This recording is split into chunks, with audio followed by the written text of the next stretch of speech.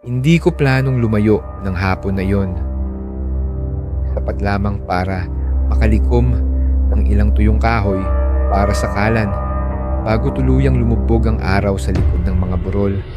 At kahit na ilang ulit ko nang nilakaran ang parehong daan sa likod ng aming kubo, may kakaiba sa araw na iyon na hindi ko maipaliwanag. Marahil dahil sa bigat ng hangin na parang may bumabalot sa dibdib o sa galaw ng mga puno na tila sumasayaw kahit walang ihip ng hangin. Pero binaliwala ko ito, sinisi sa gutom at puyat, at nagpatuloy ako sa paglalakad papaloob ng kagubatan. Dala ang aking kalawanging palakol na humahampas sa mga ugat at bato habang bumabagtas ako sa daan. Hanggang sa marating ko ang isang masukal na bahagi ng gubat na madalas kong iniiwasan dahil sa pabagubagong lupa at masasamang tinik. Ngunit ng araw na iyon, pumasok ako ng walang alinlangan. Para bang may tahimik na tumulak sa akin mula sa likod. At doon, sa pagitan ng mga pilipit na puno at amoy ng basang lupa, ko unang narinig iyon, isang mahinang himig, parang awit ng isang babaeng humahalimuyak lamang sa hangin, yung uri ng lulabay na hindi para aliwin ng bata, kundi para patahimikin ito. At nang dumampi sa aking pandinig ang tinig na iyon, lahat ng bagay sa paligid ay huminto. Ang kaluskos ng mga dahon, ang tahol ng mga aso mula sa nayon, ang huni ng mga ibon sa itaas, lahat ay nilamon ng katahimikan na dulot ng kanyang awit. At napakadelikado, napakahaplos ng tunog. Kaya't nanatili akong nakatayo, walang galaw. Tila ba ilang minuto akong naghintay, nakikinig lamang.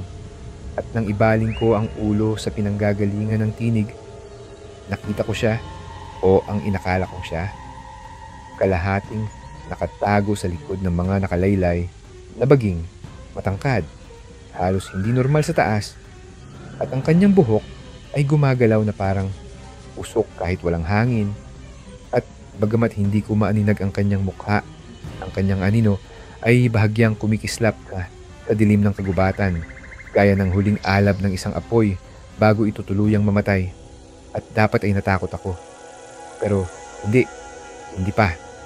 Sapagkat siya ay tila hinangango mula sa mga matandang kwento ng aking ina tuwing may bagyo, mga alamat tungkol sa mga diwata na nagbabantay sa kagubatan at nagbibigay ng pabor sa mga may malinis na puso. At ako, hangal at mausisa, ay lumapit na tila inihila ng isang di nakikitang tali. Bumitaw ang aking palakol sa aking kamay habang iniaabot ko ito sa mga baging, ngunit nang mahawakan ko ang mga iyon, agad huminto ang pag-awit, naputol na parang sinabunutan ng isang sinulid, at biglang binalot akong muli ng katahimikan. Ngunit sa pagkakataong ito, hindi ito mapayapa, kundi nakakakaba. Para bang ang buong kagubatan ay huminga at nakalimutang huminga muli, at nanatili akong nakatayo. Kumakahabog ang dibdib. Pilit hinahanap siya. Pero wala na siya. Naglaho na, parang usok ni isang dahon ay hindi gumalaw sa kanyang paglisan. At sa kanyang iniwang lugar ay mga punong tuwid, tahimik at tila nakatingin. At doon ko napagtanto na wala na ako sa daang inaakala kong sinusundan ko. At ang mga punong nasa paligid ay mas makapal, mas matanda. Ang kanilang balat ay basag-basag na parang tuyong balat. Ang kanilang mga sanga ay pilipit na parang mga braso. At doon ko unang naramdaman na ang kagubatan ay buhay. Hindi sa makataong paraan na itinuturo ng mga guro, kundi tunay na buhay.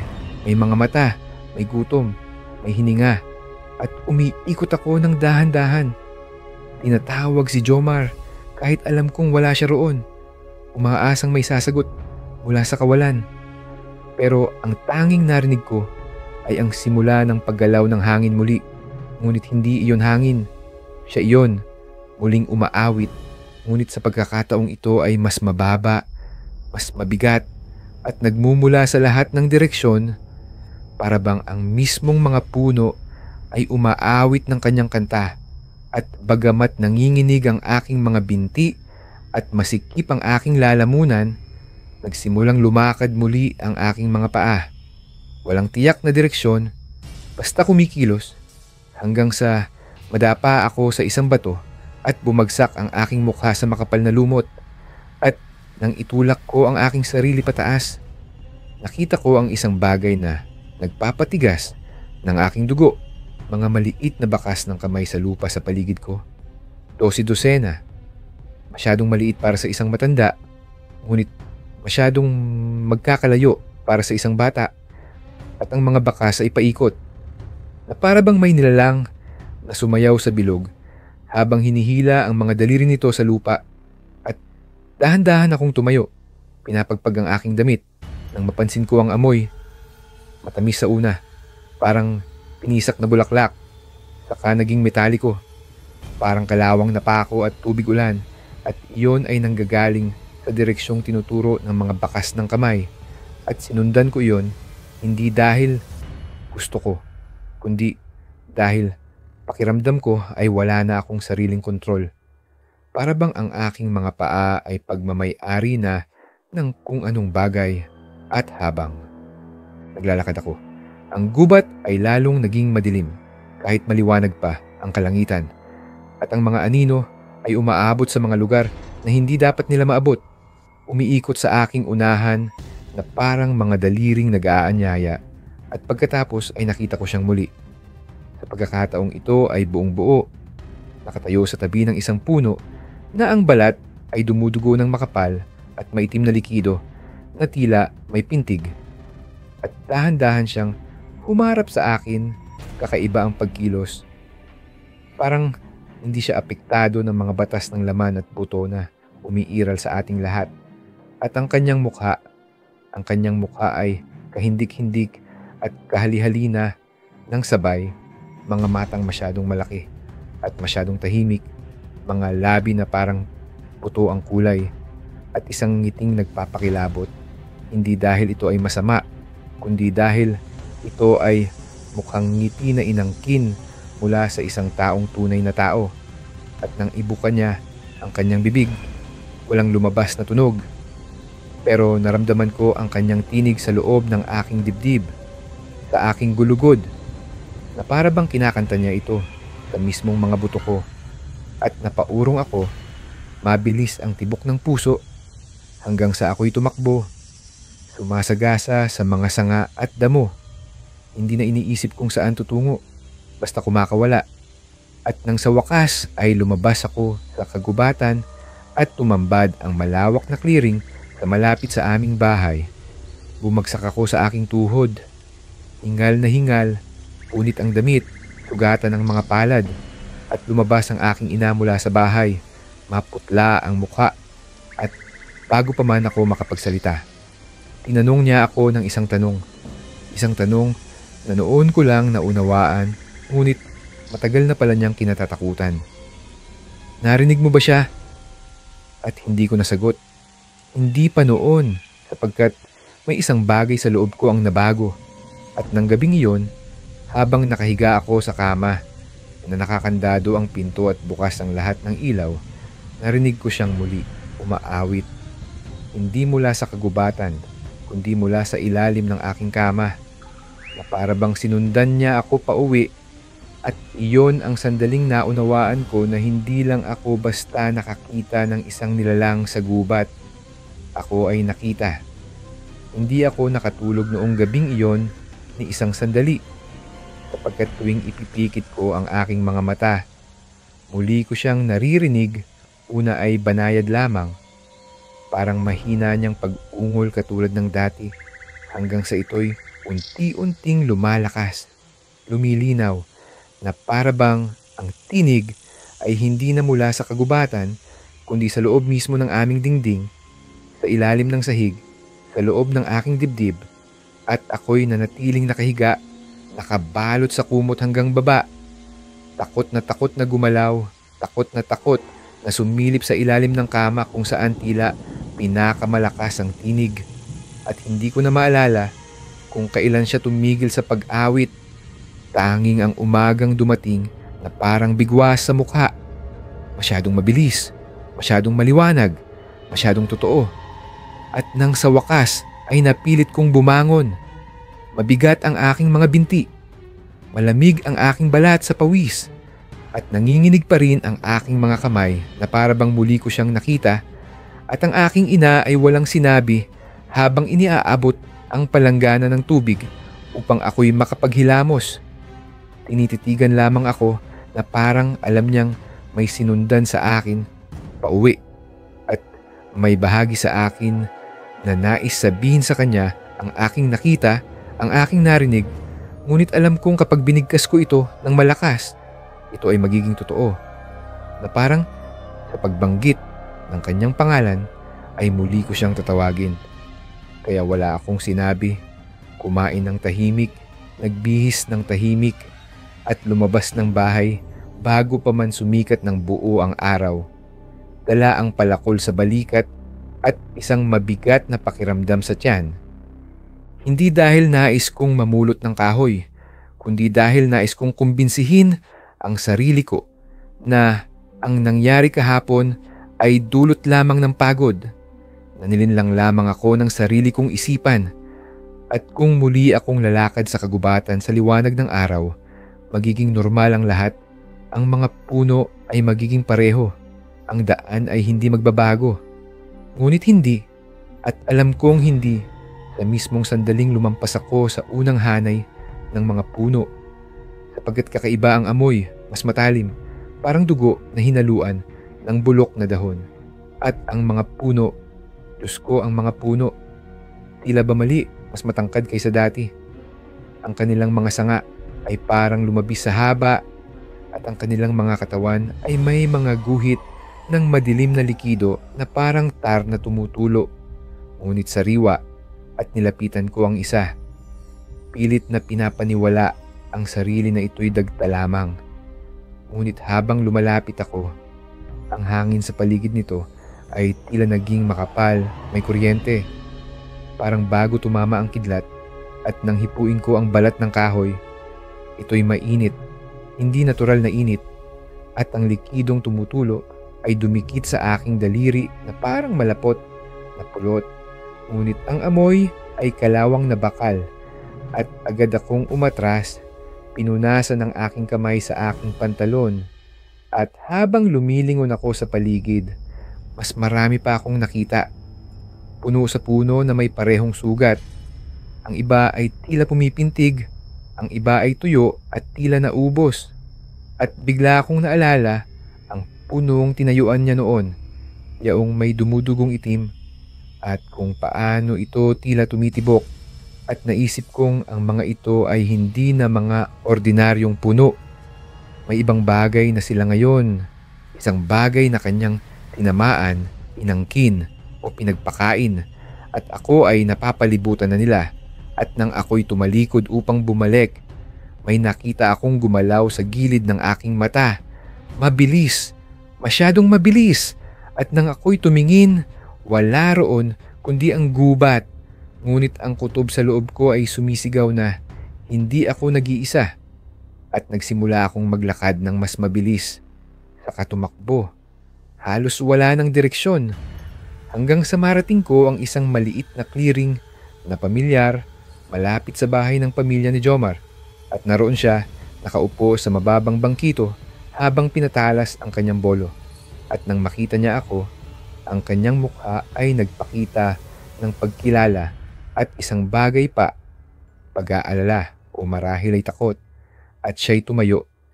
Pinunasan ang talim sa kanyang damit at nagtanong, "Narinig mo siya, hindi ba?" At ako'y natigilan sapagkat sinabi niya ito na parang alam na niya na matagal na niya akong hinihintay para sabihin ito. At nang tumango ako, hindi siya natawa or tinawag akong baliw, kundi napabuntong hininga lamang, malalim, tulad ng isang taong tinatanggap ang isang bagyong di na maiiwasan.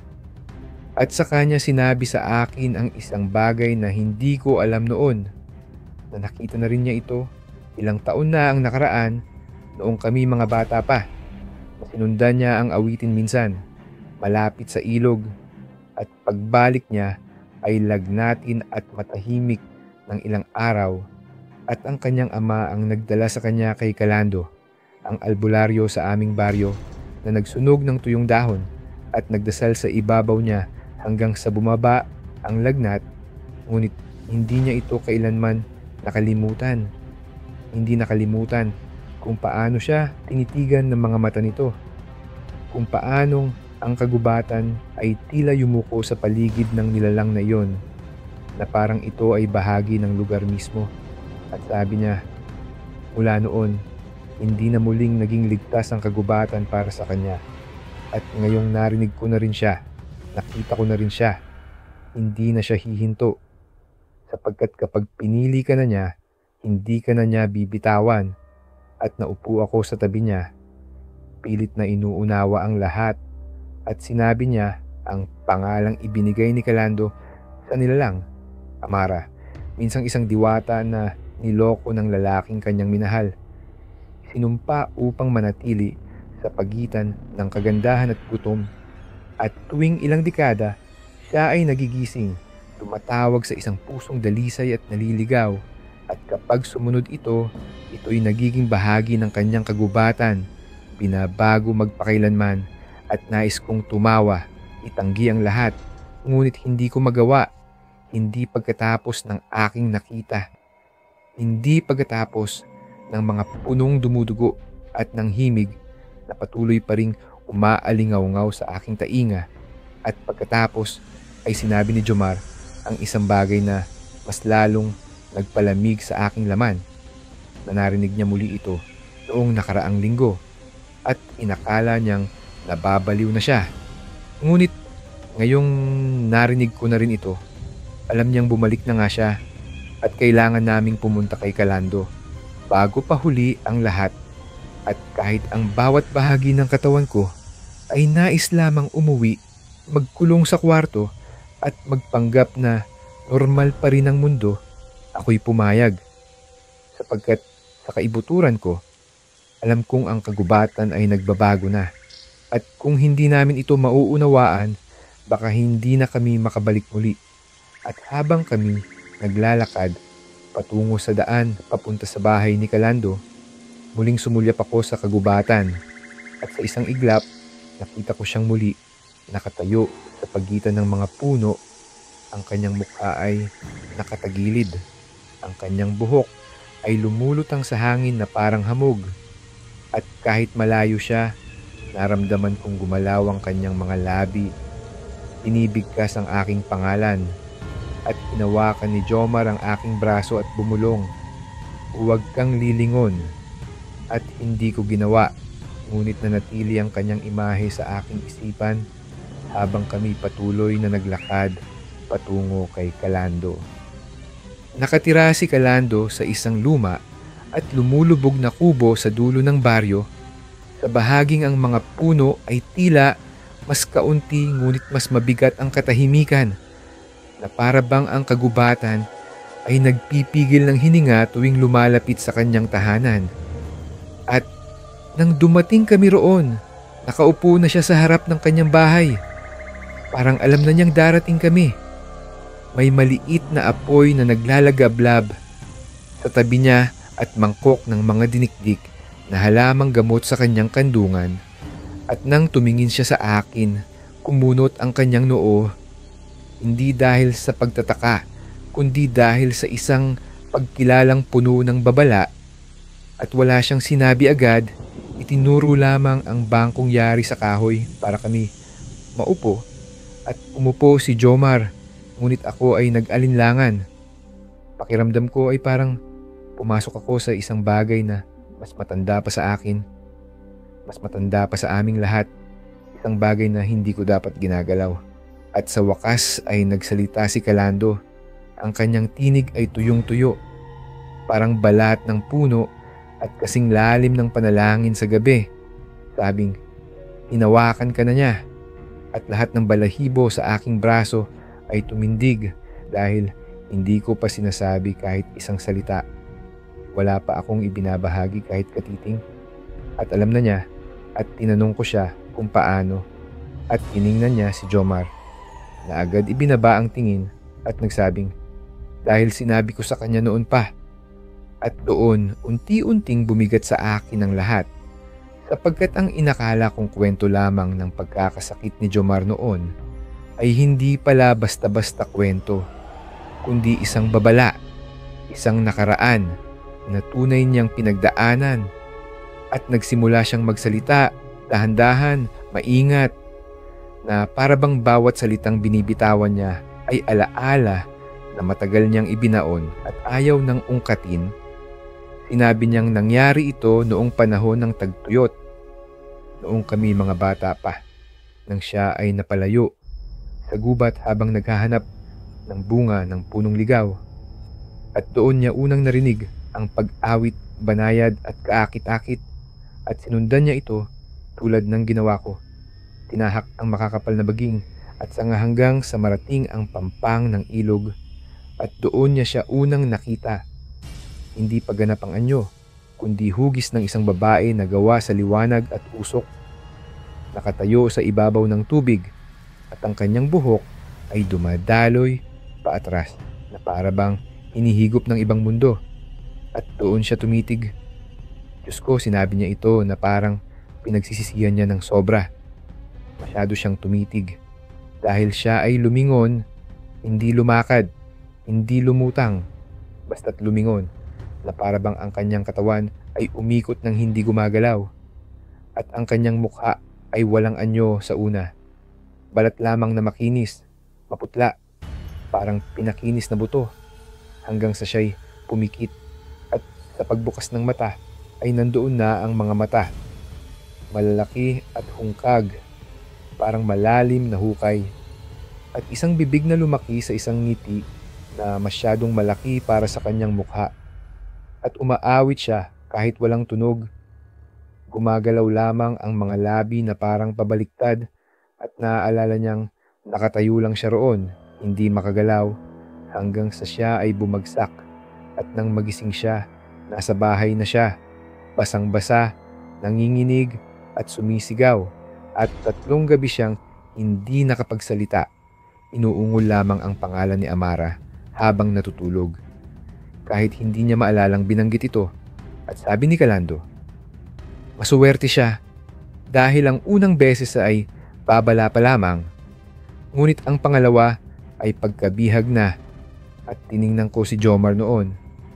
Tinitigan ko siya ng buo, at doon ko napansin sa unang pagkakataon ang munting pagpitlag ng kanyang mga daliri, ang paraan ng pag-iwas ng kanyang mata sa mga anino, at napagtanto kong hindi na siya kailanman naging katulad ng dati. At ngayon, narito ako, nakaupo sa tabi niya, ramdam ang parehong ginaw na bumaba sa aking gulugod. At si Calando ay yumuko, ipinatong ang kamay sa aking balikat, at bulong, "Umalik na siya dahil sa iyo." At parang may sumabog sa loob ko, dahil alam ko na yon simula pa lamang ng gabing narinig ko siya sa ilalim ng aking kama. At tinanong ko kung ano ang gusto niya, at sabi ni Calando, ibinalik ang kinuha sa kanya, punuin muli ang kanyang kagubatan.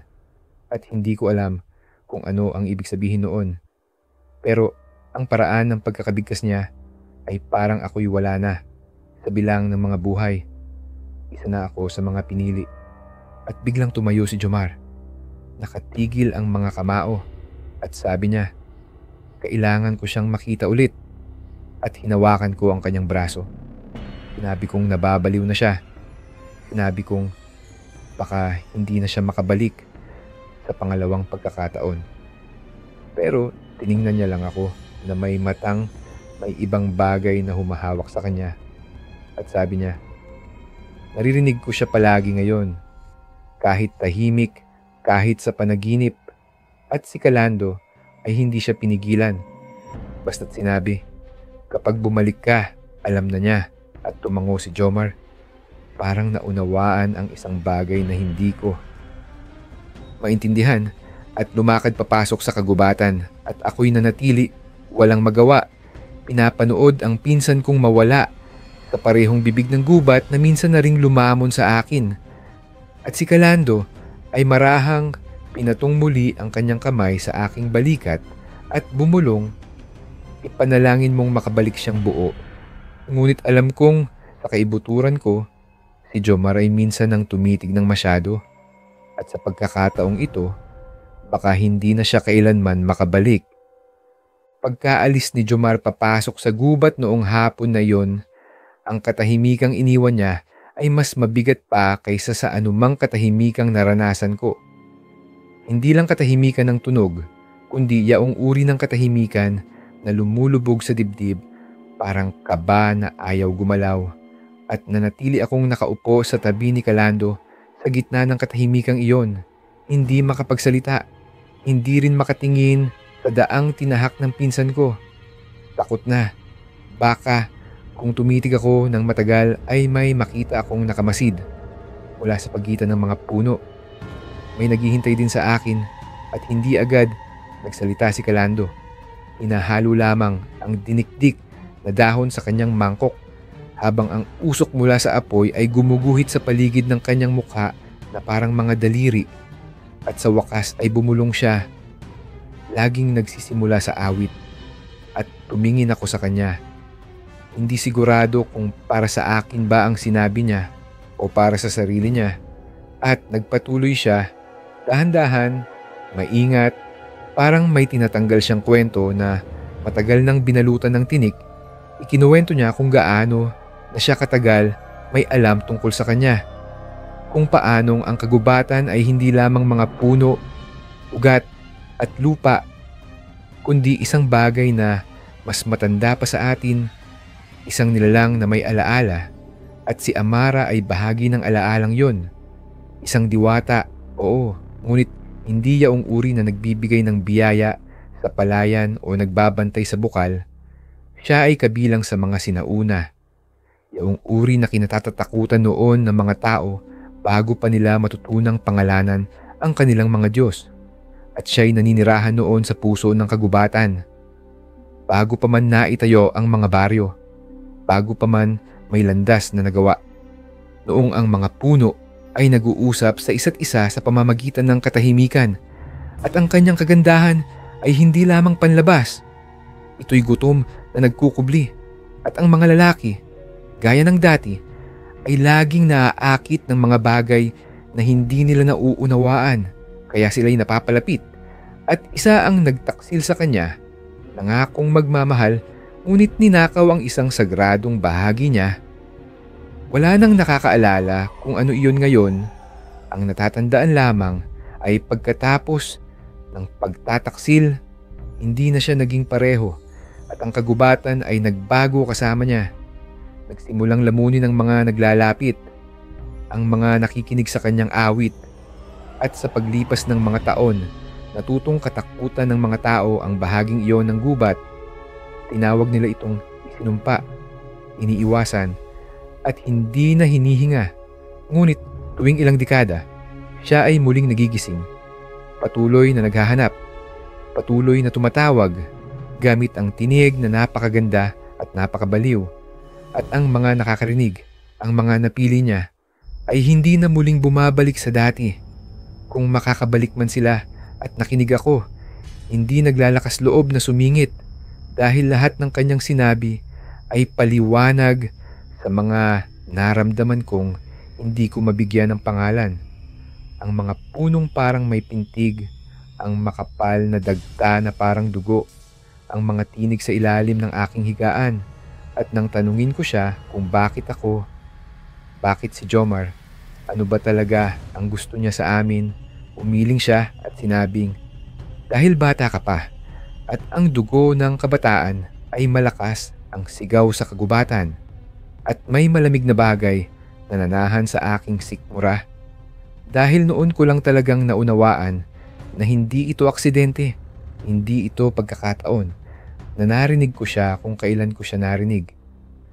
Na nakita siya noon ni Jomar, na ang aking ama ay namatay sa gubat na iyon noong ako'y maliit pa, at tinanong ko si Calando tungkol sa kanya, tungkol sa gabing nawala siya, at ilang sandali siyang natahimik, masyadong tahimik, at pagkatapos ay bumulong, sinundan ng ama mo ang awit at parang lumindol sa loob ko.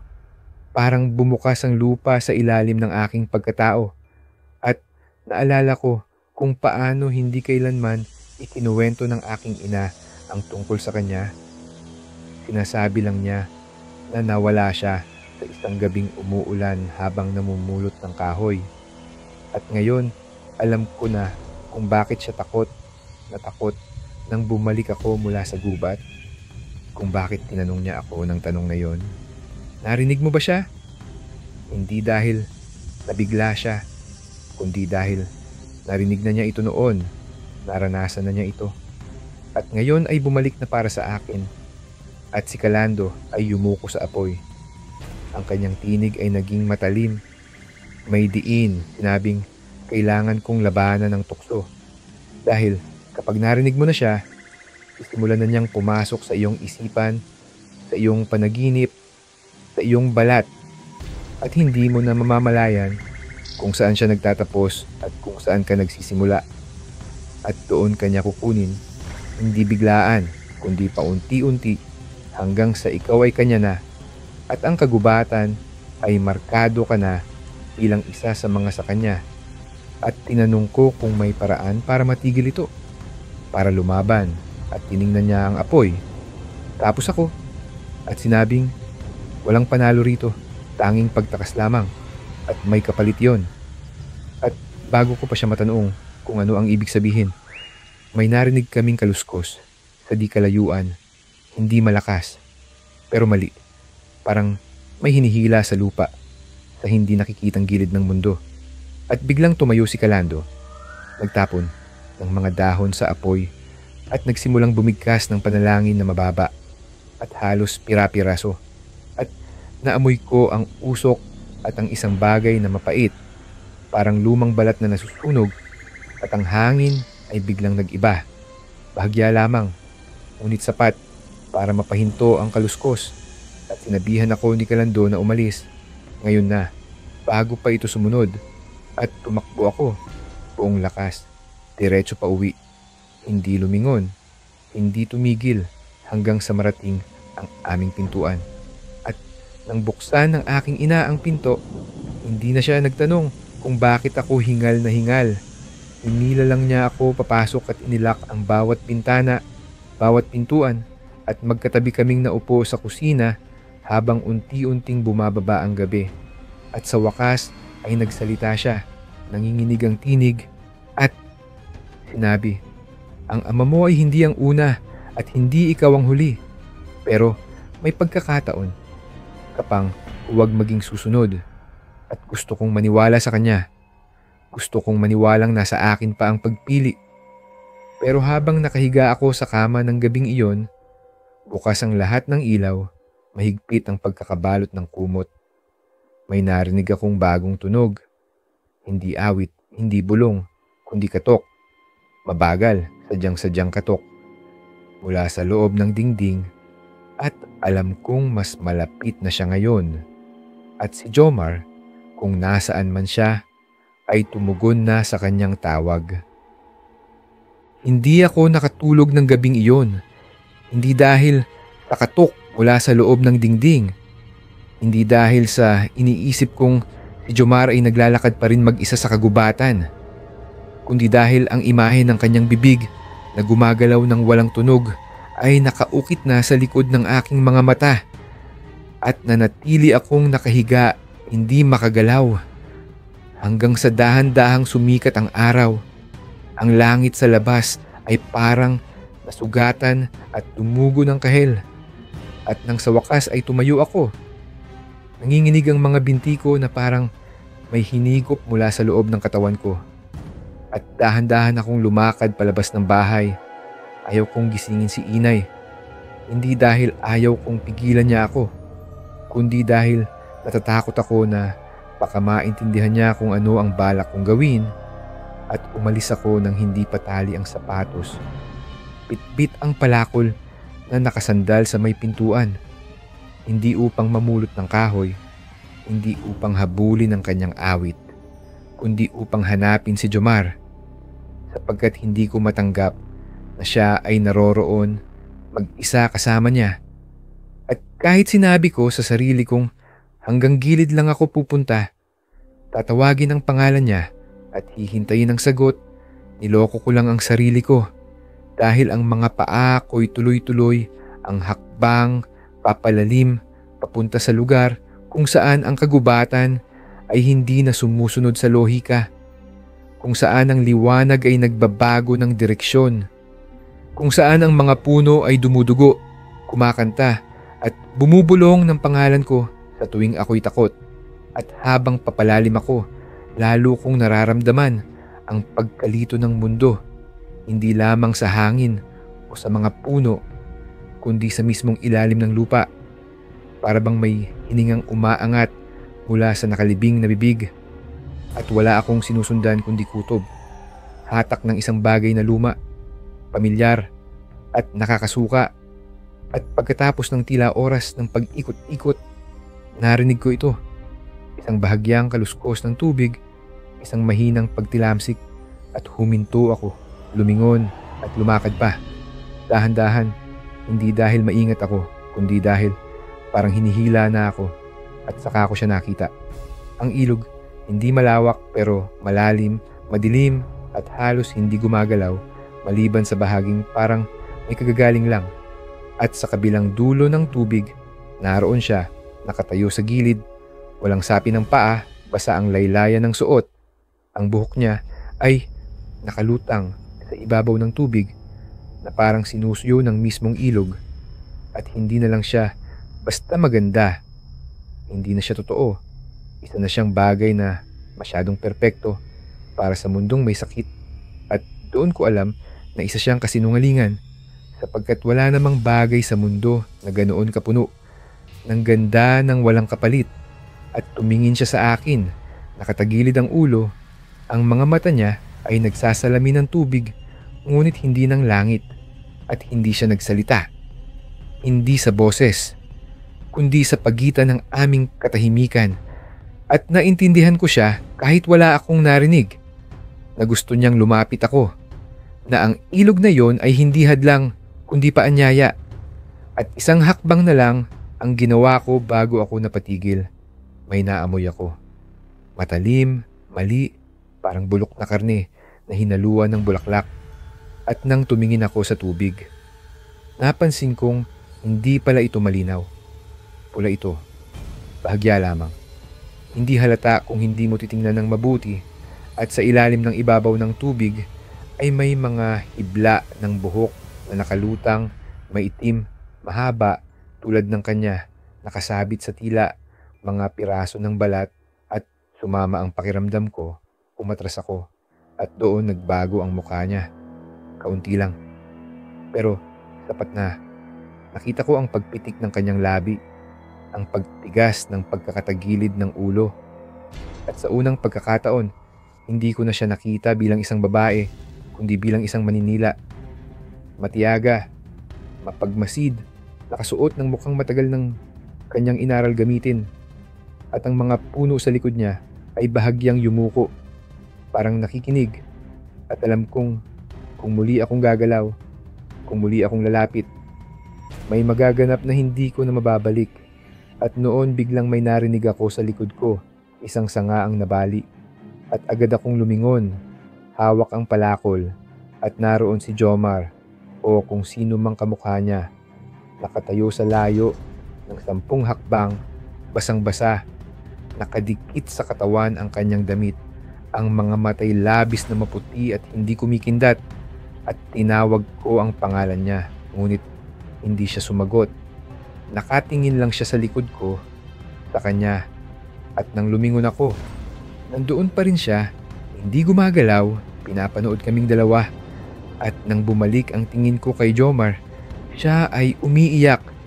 Hindi umiiyak ng malakas, kundi tahimik, tuloy-tuloy ang luha, at bumulong siya. Hindi na niya ako bibitawan. At lumapit ako sa kanya, ngunit siya'y umatras. Nanginginig ang kanyang mga binti, halos asul na ang balat. At sinabi niya, sinundan ko siya hanggang puso ng gubat. At itinuro niya ang ilog. Ngunit nanginginig ang kamay niya, hindi maituloy at nakiusap akong bumalik na kami. Ngunit umiling lang siya at bumulong. Ipinakita niya kung ano na ako ngayon at bigla siyang bumagsak. Para bang biglang nawala ang lakas ng kanyang mga buto at sinalo ko siya. At siya ay sobrang lamig, tila bangkay na. At tinitigan niya ako at sinabi, "Hindi mo ako maliligtas, pero baka kaya mong pigilan siya." At pagkatapos ay pumikit ang kanyang mga mata at nawalan siya ng malay. At hindi ko alam kung siya ay buhay pa o hindi. Ngunit binuhat ko siya, palabas, gumugulong, umiiyak, sumisigaw ng pangalan niya. At hindi ako tumigil hanggang sa muling makita ko ang langit, ang bubong ng bahay, ang usok mula sa kalan ng kapitbahay. At tumakbo ako papunta kay Kalando. Wala ng sapatos, tuguan ng mga tuhod. Si Jomar ay nasa aking bisig. At nang makita kami ng matanda, hindi siya nagtanong kung ano ang nangyari. Binuksan lang niya ang pinto at nagsindi ng bilog na halamang gamot sa sahig. At sinabi niyang ihiga ko si Jomar sa gitna at huwag magsalita hanggat hindi tumitigil ang usok sa pag-ikot. At sumunod ako dahil kahit may mga pader na sa pagitan namin, kahit nalampasan ko na ang ilog, ramdam ko pa rin ang tingin niya dahil alam ko na ngayon, hindi na niya kailangang umawit, hindi na niya kailangang magsalita, hindi na niya kailangang sundan ako sapagkat nasa loob ko na siya. Dala ko na ang kanyang amoy, ang kanyang anyo, ang kanyang anino. At si Jomar, kahit walang malay, ay bumubulong pa rin ang pangalan niya. At si Kalando ay tumingin sa akin at sinabi, naghihintay siya sa tabi ng tubig dahil naaalala niyang nalunod siya. At gusto kong tanungin kung ano ang ibig sabihin yon, ngunit masyado na akong pagod, masyado akong takot, at masyado na akong hungkag at umangu na lamang ako. Dahil sa isang banda, alam ko na rin, amoy pa rin ng sinunog ng mga dahon ang nanatili sa aking ilong nang lumabas ako sa bahay ni Kalando ng gabing iyon. Ang usok ay parang dumikit, hindi lang sa aking damit, kundi sa aking balat, sa loob ng aking lalamunan, na para bang isang sigaw na hanggang ngayon ay hindi ko pa mailalabas. At bagaman, ligtas muna si Jomar sa loob ng bilog habang siya'y bumubulong ng kung ano-anong panaginip na may lagnat. Alam kong hindi ko kayang umupo lang at maghintay habang siya'y unti-unting lumalapit sapagkat may nagbago na. Hindi lang sa gubat kundi sa loob ko rin at kailangan kong malaman kung hanggang saan na ang abot ng pagbabagong iyon. Kaya ako'y naglakad. Hindi walang direksyon kundi patungo sa lumang daan sa silangang bahagi ng burol. Isang landas na pamilyar mula pagkabata. Landas na minsang tinahak ng aking ama. At pagdating ko roon, agad kong naramdaman na may mali. Hindi sa paraang panaginip ay mali, kundi parang isang pamilyar na kanta na bahagyang nawawala sa tono. Ang pasukan na dating binabantayan ng dalawang nakayukong puno ay puro langit na lang ngayon. Ang mga batong dating tinutuntungan ko ay wala na. Napalitan ng basang dahon at matutulis na tinik. At kahit ganoon, tumuloy ako. Mas nagtitiwala sa aking mga paa kaysa sa aking mga mata. Ngunit bawat ilang metro, parang nag-iiba ang lupa sa ilalim ko. Mga tuyong dahon sa isang sandali, tapos ay mga batong may lumot at bigla ay makakapal na ugat na kailangang akyatin na parang batang gumagapang. At gaano man ako maging maingat sa pagtapak, ang gubat sa likod ko ay patuloy na nagbabago. Na parang sa tuwing nililingon ko ito, lumilipat ng ayos. At di naglaon na pagtanto kong hindi ko na alam kung saan ako nanggaling ni kung gaano na ako kalayo. At isang uri ng takot ang dahan-dahang lumusot sa dibdib ko. Hindi dahil ako'y basta naliligaw, kundi dahil alam kong binubura ng kagubatan ang daan ko habang tinatahak ko ito. At hindi na ako naglalakad sa lupa, kundi sa loob ng isang nilalang na buhay. At bawat hakbang ay parang may matang nakamasid. At bawat anino ay parang maaari itong bumuka at magkaroon ng mata. At nang subukan kong bumalik sa dinaanan ko, wala akong nakita. Walang naputol na sanga, walang naapakang dahon, walang bakas ng kahit ano. Para bang nilamon na ng kagubatan ng aking presensya at sumigaw ako ng pangalan ni Jomar isang beses, marahil dalawa. Ngunit ang boses ko ay bumalik na parang pinilas at pinuo ulit sa hangin. At pagkatapos ay hindi na ako sumigaw pa. Takot na baka may magising na hindi ko kayang takasan. At noon ko nakita ang isang clearing sa unahan. Bilog at sobrang perpekto. At sa gitna nito ay may isang puting bato. At sa paligid nito, sa perpektong bilog, ay mga yapak. Walang sapin, maliliit, iba-iba ang lalim, parang may pilit na pinatindig ang mga paa. At alam ko kahit hindi bilangin na hindi akin ang mga iyon at lumapit ako. Dahan-dahan, hawak ang hininga. Hanggang sa mapansin ko ang mga ukit sa bato. Una ay parang gasgas, tapos ay mga simbolo. At sa gitna, malalim at malinaw ang pangalan ko. Hindi isinulat, hindi ipininta, kundi kinayod. Para bang kinamot ng mga kuko at napaupo ako. Gumapang patras habang nagsimulang umikot ang hangin sa clearing. Tinatangay ang mga dahon paalis. At saka ko narinig ang halakhak, mahina, hindi masaya, kundi malalim at hingal na hingal. At sobrang lapit na parang galing sa mismong baga ko. At tinangkang kong tumakbo. Pero ang mga puno ay nagdikit-dikit na sa paligid ng clearing. Dikit-dikit ang mga katawan. Walang pagitan, walang langit. At noon ko naunawaan na pinapasok ako. Kinabayan ako. Hindi bilang bisita kundi bilang hayop sa kulungan. At sa gilid ng aking mata, nakita ko siya kalahating nakatago sa likod ng isang puno. Balikat at braso lang ang kita. Ang mga daliri nakapulupot sa balat ng puno na parang gagamba. At hindi ako gumalaw, hindi ako huminga dahil alam kong kapag kinilala ko ang presensya niya, lalapit siya at kaya ako'y nanatiling tahimik, nakikinig hanggang sa mawala ang halakhak. Huminto ang hangin at muling naging tahimik ang gubat at biglang nagbukas ang mga puno parang walang nangyari at ang daan sa harap ko'y muling malinis at tumakbo ako, pabulusok hanggang sa muling lumusot ang liwanag sa mga sanga at bumagsak ako malapit sa isang batis na pamilyar sa akin. Habol ang hininga, nanginginig ang buong katawan at doon ko nakita ang 3 guhit sa puno sa tabi ko. Mahaba at malalim, parang kinayod ng mga daliring masyadong mahaba at matalas. At alam kong pinalaya niya ako. Hindi dahil tapos na siya, kundi dahil nais niyang makarating ako roon dahil dala ko na ngayon ang kanyang bakas. At nang bumalik ako sa bahay ni Calando, balot ng putik at nanginginig, tumingin siya sa akin at sinabi, "Ipinakita niya sa iyo ang nawawalang daan."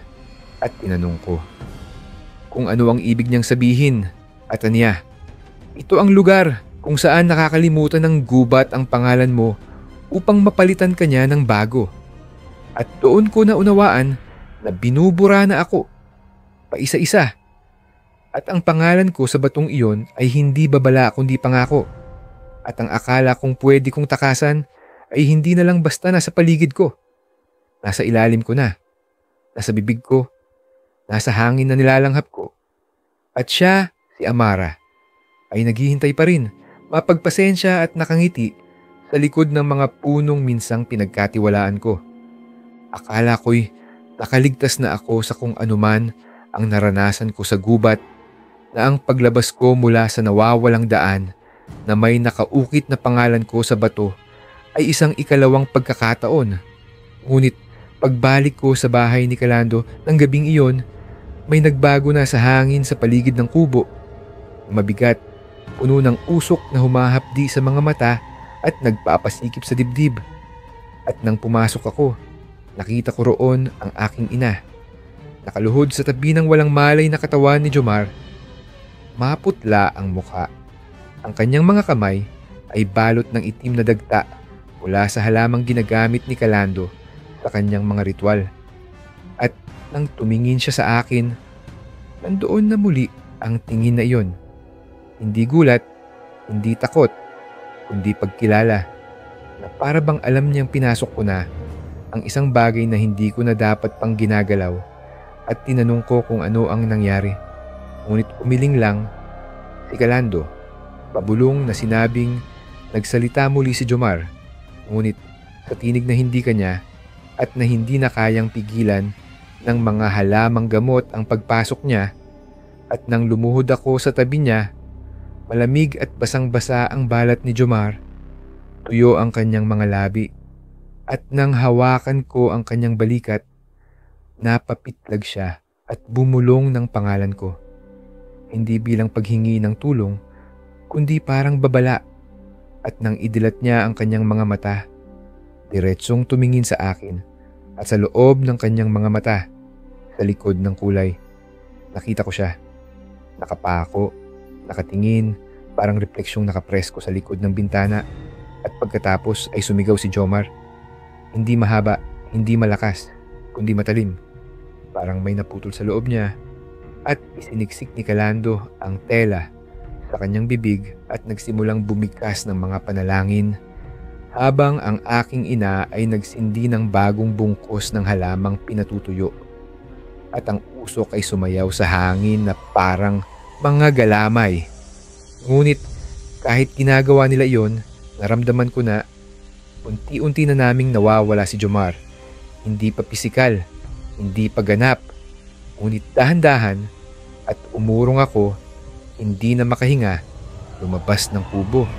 Kung saan tuluyan nang bumagsak ang gabi, ang langit ay makapal sa ulap na para bang nilulunod ang buong baryo. At may narinig akong tahol ng aso sa di kalayuan. Pagkatapos ay bigla itong huminto. Parang may kumubkob sa kanyang leeg sa gitna ng kanyang pag-uungol.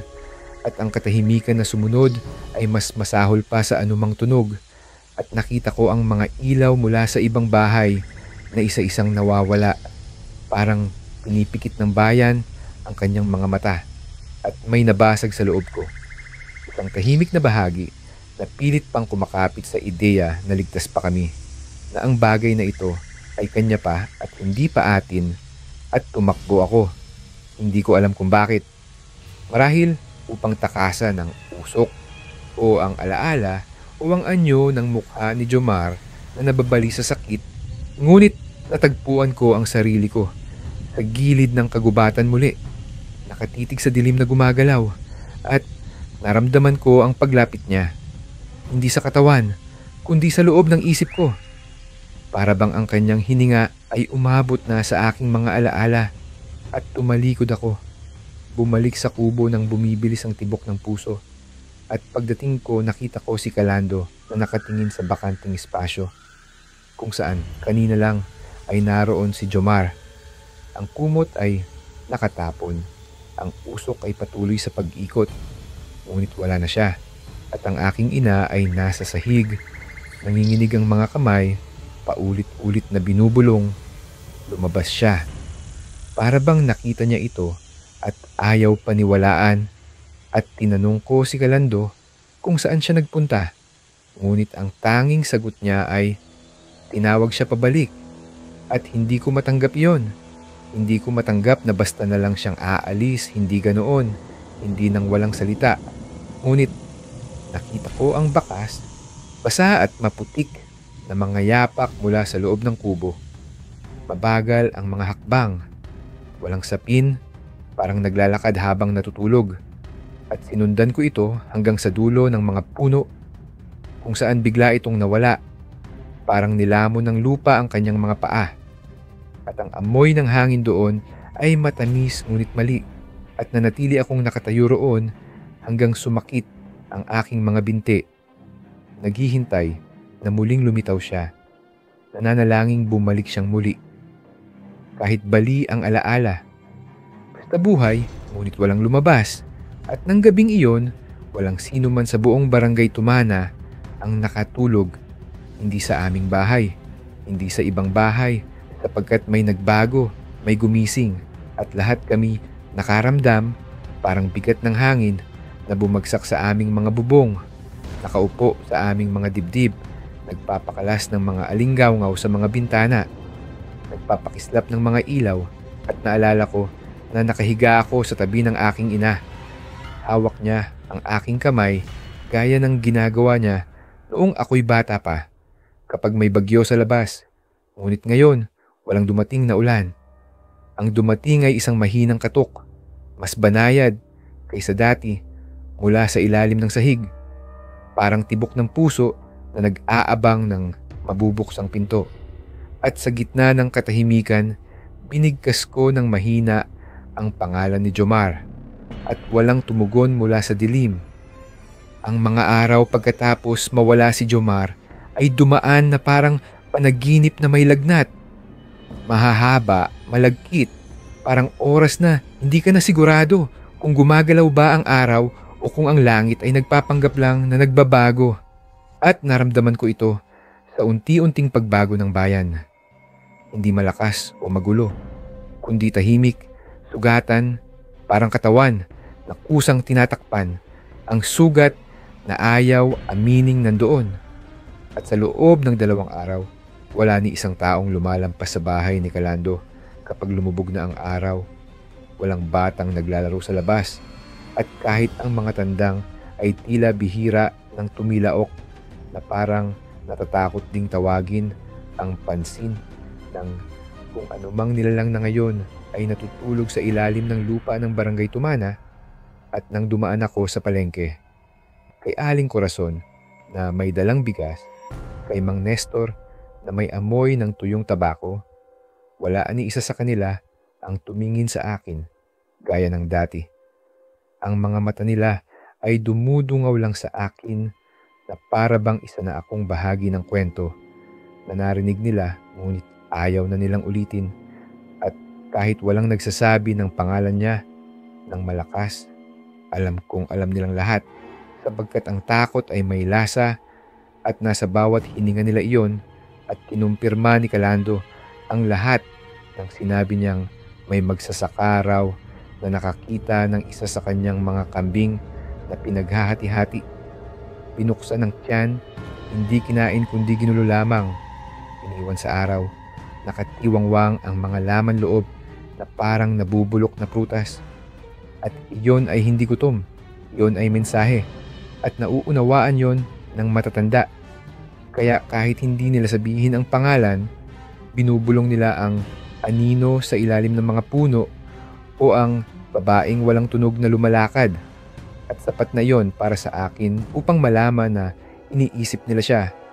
At ang katahimikan ang tanging proteksyon nila. Ngunit para sa akin, wala nang silbi ang katahimikan dahil matagal na niyang tinawid ang hangganan mula nang makita ko ang pangalan ko sa batong iyon at nagsimula ko na siyang marinig. Una sa panaginip, tapos sa gising, pinibigkas ang pangalan ko hindi ng ibang tao kundi ng kung anong bagay sa tabi ko, sa likod ko, o sa loob ko. At sa bawat paglingon ko, wala namang naroroon. Tanging ang tunog na nakasabit sa hangin, gaya ng amoy ng kidlat. At sinubukan kong balewalain ito. Sinabing ito'y pagdadalamhati, pagod, guni-guni, ngunit nagsimula na rin siyang magpakita sa mga tahimik na bahagi ng mundo, sa mga plasa ng tubig na nadaanan ko sa pagigib, sa mga bintaanang nabasa ng ulan, sa hamog na dumikit sa salamin bago sumikat ang araw. Ang mukha niya ay hindi kailanman ganap, ngunit laging nakamasid. At ang unang beses na tuluyan akong nasira ay nang gabing tumigil ang katok. Hindi dahil nawala na ito, kundi dahil lumipat na ito. Mas mataas, mas malapit. At nang tumingin ako sa bintana, nakita ko ang anino ng isang babae. Nakatayo sa labas, hindi gumagalaw. At kahit malabo ang salamin, kita ko ang hugis ng kanyang bibig. Gumagalaw ng mabagal. Sinasambit ang pangalan ko paulit-ulit at hindi ako sumigaw. Hindi ko kayang sumigaw dahil ang boses niya ay hindi sa labas. Nasa loob ko na. Parang bulong na kumikiliti sa gulugod. At gabing iyon, hindi ako natulog muli. Naupo lang ako sa sahig na may hawak na kutsilyo sa kusina. Hindi para labanan siya, kundi para ipaalala sa sarili ko na may kontrol pa ako. At dumating ang aking ina, tinanong kung gutom ako. At nang sumagot akong hindi siya nagpumilit. Nanatili lang siyang tahimik na para bang alam niyang ang gutom ay hindi na ang bagay na dapat kong katakutan. At kinabukasan, nagpunta ako sa kapilya at sa daan ay narinig ko ang hangin na bumigkas ng Emil. Hindi lang isang beses, kundi 3. Parehong tono, parehong lambing, parang lulabay na sinambit sa usok. At nabitawan ko ang rosaryo. At sa unang pagkakataon sa mahabang panahon, isinumpa ko ang langit. At nang gabing iyon, hindi na niya binulong ang pangalan ko. Kinanta na niya ito, mabagal at mahaba. Parang tinatawag ng ina ang anak pauwi. At sa panaginip ko, nakita ko si Jomar na paulit-ulit na lumalakad papasok sa ilog. Nakababa ang mga kamay, walang laman ang mga mata. At sa bawat pagsigaw ko sa kanya, ang lumalabas sa bibig ko ay boses niya. At nang magising ako, ang pangalang Amara ay parang apoy sa likod ng aking mga ngipin.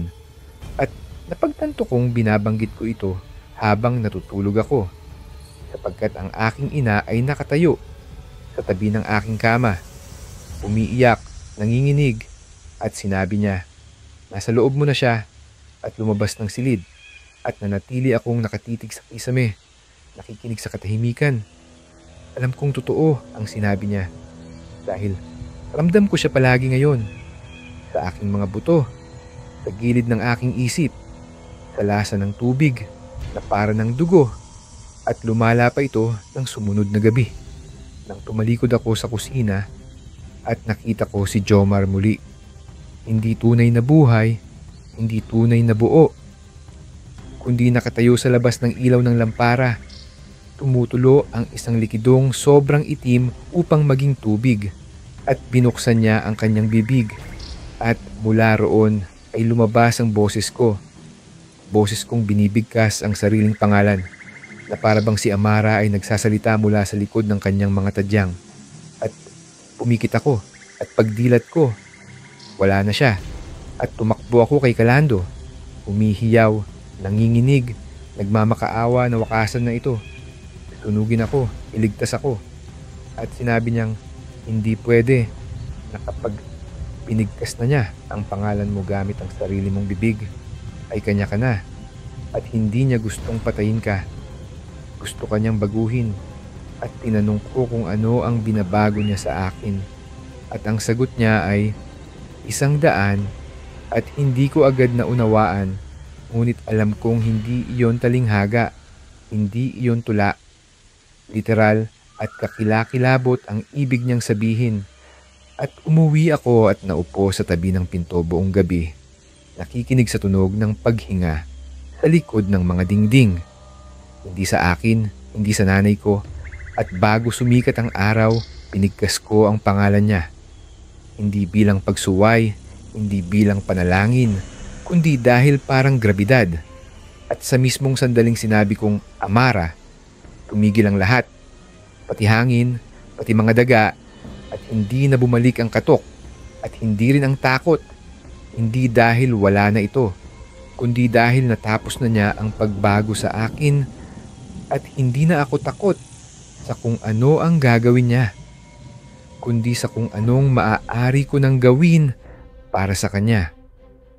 Nagsimula ito sa mga puno na yumuyuko. Kaunti lang, halos parang paggalang. Habang nilalampasan ko sila, sa ikatlong gabi matapos kong bigkasin ang pangalan niya ng malakas, na para bang hindi na nila ako itinuturing na dayo kundi isang nilalang na malapit sa kanila, at dapat ay natakot ako. Ngunit hindi sa paraang dati akong natatakot, sapagkat ang takot, tulad ng liwanag, ay kusang kumukupas. Kapag sapat na ang aninong bumalot sa iyo at sa sobrang tagal kong nanatili sa aninong iyon, hindi na ito pakiramdam na dayuhan at nang tumawid ako sa makakapal na mga damuhan patungo sa dating landas na akala ko'y pamilyar, napagtanto kong hindi na ako lumalakad palapit sa kanya. Ako'y umuuwi at sa pagkaunawang iyon, parang may nabali sa loob ko. Parang isang buto na matagal nang nabaling at ngayon lang uling naisalpak sa tamang pwesto. At habang palalim ako ng palalim sa kagubatan, mas lalong naging tahimik ang lahat. Hindi walang laman, hindi tahimik, kundi nakikinig. Tulad ng isang silid na may bagong pasok na mahalaga. At ang mga ugat sa ilalim ng aking mga paa ay mainit. At ang balat ng mga punong hinahaplos ko ay makinis. At naalala ko ang sinabi ni Kalando na nakakalimutan ng gubat ang pangalan mo upang bigyan ka ng bago. At nag-isip ako kung ano ang itatawag niya sa akin pagdating ko sa kanyang puso. At pagdating ko roon na hindi ko alam kung gaano kalayo o katagal kong nilakad, natagpuan ko ang sarili ko sa gilid ng isang hukay, bilog at napakalawak na imposibleng tunay, at sa gitna nito ay nakatindig ang pinakamatandang puno na nakita ko sa tanang buhay ko, baluktot at sunog, kasing lapad ng bahay. Ang balat nito ay may ugat na pilak, ang mga sanga ay nagsasanga-sanga na parang mga bisig ng libo-libong natutulog. At habang bumababa ako sa palanggana, pakiramdam ko'y lahat ng hininga na kailan may inipon ko ay biglang nag-unat sa loob ko, na para bang ngayon lang ako tunay na huminga. At alam ko na yun na ang puso, ang lugar kung saan siya naninirahan, hindi lang sa anyo kundi sa espiritu. At naroon siya, hindi malayo, hindi nakatago, kundi nakatayo sa ilalim ng punong iyon, matangkad at matatag na kayapak sa humihingang lupa. At nang tumingin siya sa akin, hindi ko naramdaman ang takot, kundi pagkilala, na para bang tinitingnan ko ang isang mas matandang bersyon ng sarili kong kaluluwa sa likod ng hamog. At iniangat niya ang isang kamay, hindi para anyayahan, kundi para batiin, at nilapitan ko siya. Ang mga ugat ay kusa ng bumubuka sa bawat hakbang ko, at paglapit ko sa kanya, inilapat niya ang palad niya sa aking dibdib, at sa mismong pagdikit ng kanyang balat sa akin, lahat ng tunog na kailan may narinig ko ay nawala. Lahat ng alaala, mga babala, mga sigaw, tumigil lahat yon, at tanging isang tunog na lang ang naiwan. Tibok ng aking puso, mabagal, malalim, at tiyak. At sa ilalim nito ay naroon ang kanya. Sinasalamin ang bawat pintig, at tanghali ko naintindihan na hindi siya nag-iisa sa gubat. Siya ang gubat, ang katawan nito, ang dalamhati nito, ang gutom nito, at bawat punong dumugo, bawat batong umaling awngaw, bawat aninong gumalaw, lahat iyon ay tinig niya, at ako ay natututo ng maging bahagi nito. At yumuko siya, sapat lang para ang kanyang buhok ay dumampi sa aking pisngi, at muling binigkas ang pangalan ko. Ngunit sa pagkakataong ito, hindi bilang panawagan, hindi bilang utos, kundi bilang regalo. At bumulong siya, "Bumalik ka." At hindi ko alam kung ang tinutukoy niya ay mula sa bayan, o mula sa pagtanggi, o mula sa mas malalim pa. Ngunit tumango ako, at sa unang pagkakataon sa mga linggong lumipas, pinayagan kong umiyak ako. Hindi dahil sa takot o sakit, kundi dahil sa pagkaluwag. Dahil sa wakas ay naunawaan kong hindi ako basta napili, na ang lahat ng ito ay nagsimula pa bago ako ipinanganak, bago nawala ang aking ama, bago tumigil ang aking ina sa pagtitig sa labas ng bintana, at kinuha ni Amara ang aking mga luha sa kanyang mga daliri. Pinunasan ito. At sa likod niya ay nakita ko ang mga puno na nagsimulang pumintig, mabagal at sabay-sabay, at tumalikod siya at lumakad papasok sa mga ito. At sinundan ko siya walang pag-aalinlangan, palalim kaysa sa dati kong narating. Sa loob ng humihinga, umuungol at humihibik, nakakahuyan, at ang huling bagay na nakita ko bago magsara ang mga puno sa likod namin ay ang langit, abuhin at hindi gumagalaw. At ang huling bagay na narinig ko bago tuluyang mawala ang lahat ng tunog ay ang kanyang boses na nagsabing, "Ngayon ay makikita mo kung ano ang kinuha at kung bakit hindi ako maaaring tumigil." At ang daang bumukas sa harap namin ay hindi dahil may naggapas, kundi dahil ako na mismo ang naging daan. Hindi ko maalala ang eksaktong sandali kung kailan niya ako binitiwan. Kung ito ba ay awa, kaparusahan, o isang kasunduang walang salita. Ngunit malinaw sa akin ang paraan ng pagsasara ng mga puno sa kanyang likuran. Habang ako'y nakatayo sa clearing, ang tibok ng puso ng kagubatan ay bumagal hanggang sa maramdaman ko itong tumutunog sa loob ko.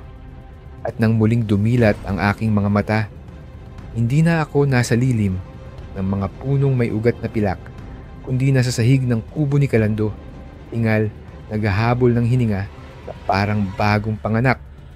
Nanginginig ang buong katawan, balot ng pawis, putik, tuyong dahon, at may amoy na parang pinaghalong bulok at kalawang. At narinig ko ang hikbi ng aking ina bago ko pa siya makita. Nakaluhod sa tabi ko. May takip sa kanyang bibig, tila takot hawakan ako. At si Calando ay nakaupo sa kabilang dulo ng silid. Mas matanda kaysa sa naaalala ko. Ang balat sa ilalim ng kanyang mga mata ay kulay ubing pasa. At ang kanyang mga daliri ay nanginginig na parabang hindi pa rin humihinto sa pagkilos sa loob ng maraming araw. At sinabi nilang 6 na araw akong nawala, 6 na araw na walang bakas. At sa panahong iyon ay nagbago ang buong baryo. Hindi sa anyo kundi sa damdamin. Parang may bagay na bumaba at bumaon sa lahat.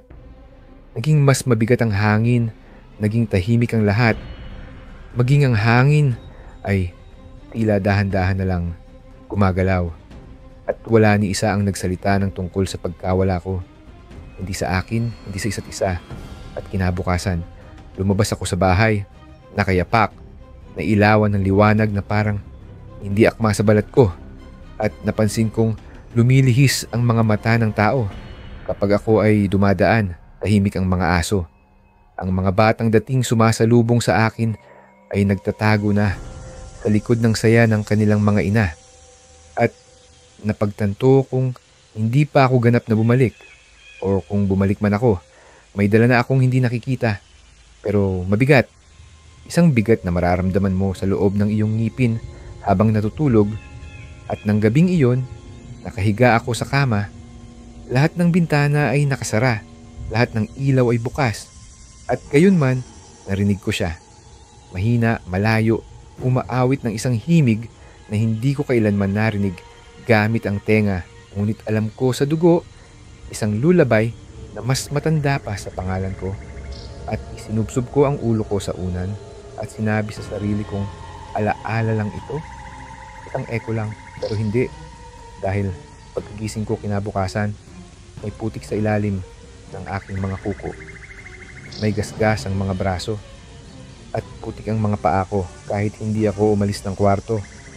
At doon ko naintindihan may bagay na sumama sa akin palabas o baka hindi ko talaga siya iniwan. At sa mga sumunod na araw, may mga maliit na pagbabagong nangyari. Ang refleksyon ko ay kumikindat. Kahit hindi ako kumikindat, ang mga anino ay gumagalaw kahit laban sa direksyon ng araw.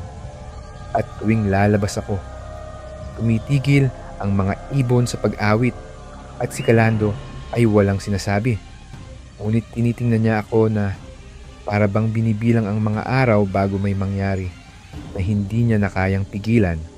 At ang aking ina ay mas madalas magdasal, mas madalas magsunog ng dahon, natutulog sa parehong silid ko, at kahit anong gawin namin, walang nagbago.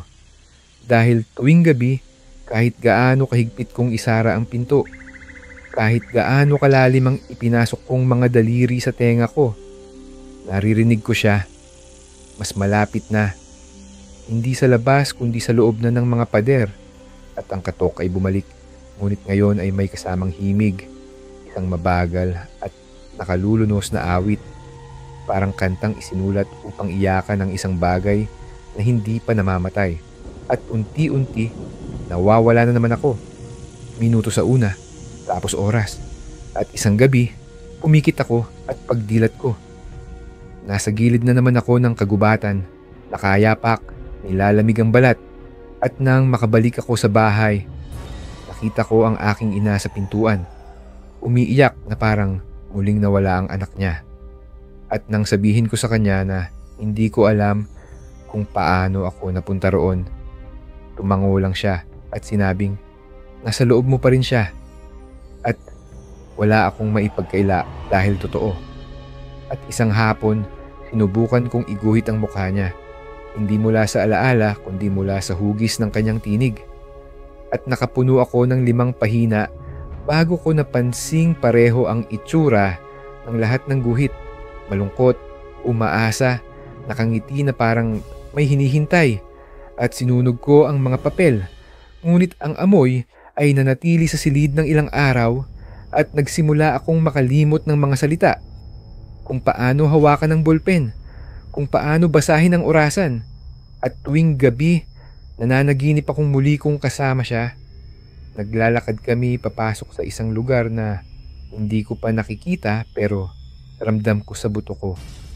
At hindi siya nagsasalita sa panaginip. Basta nakatingin lang, laging basa ang mata, laging masakit ang tingin. At habang pinipilit kong manatiling gising, lalo namang lumalakas ang kanyang pag-awit na para bang pinarurusahan niya. Ako sa pagtanggi ko at tinanong ko si Calando kung may paraan pa bang makawala.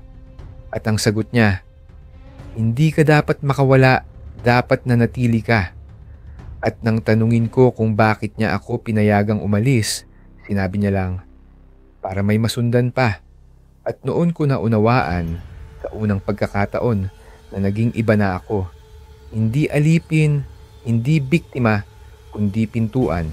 At hindi na siya nagmumula sa kagubatan, dumadaan na siya sa akin at naririnig ko na ang kanyang awit sa hininga ko. Sa langit-ngit ng sahig, sa pagbalik ng hakbang ko sa mga bato. At isang umaga, nagising ako at may batang lalaki sa harap ng bahay ko. Nakatitig sa bintana at nang buksan ko ang pinto, tinanong niya, kilala mo ba yung babaeng umaawit tuwing gabi? At sinabi kong hindi. Pero hindi siya naniwala. Pati ako, hindi naniwala sa sarili ko. At tuwing sinusubukan kong ikwento ito, parang may humahawak sa leeg ko. Hindi masakit, basta mahigpit. Parang ina ng batang pinapatahimik sa gitna ng bagyo. At habang tumatanda ako, mas lumalalim ang katahimikan ko dahil alam ko na kung anong nangyayari kapag sumagot ka. At ngayon, taon na ang lumipas, nananatili pa rin ako sa parehong bahay kahit hindi na ako halos natutulog at hindi ko na nilalampasan ang gilid ng kagubatan. Hindi ko nilalapitan ng ilog at paminsan-minsan may natatagpuan akong mga patpat sa ilalim ng kama na hindi ko alam kung paano napunta roon.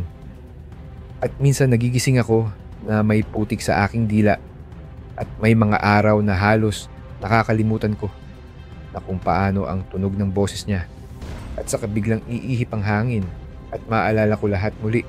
At kapag tinatanong ako kung bakit hindi ako umaalis, kung bakit ako nananatili sa bahay na may mga bintanang sinarhan at mga pintong may asin, umingiti lang ako at sinasabing mas mabuti ng ganito dahil alam kong laging nariyan siya at alam ko na hanggat nandito ako, may isang bagay na hindi pa tuluyang nasisira. Ngunit ang totoo ay mas simple, mas malambot, mas nakakatakot. Hindi ako umaalis dahil kahit ngayon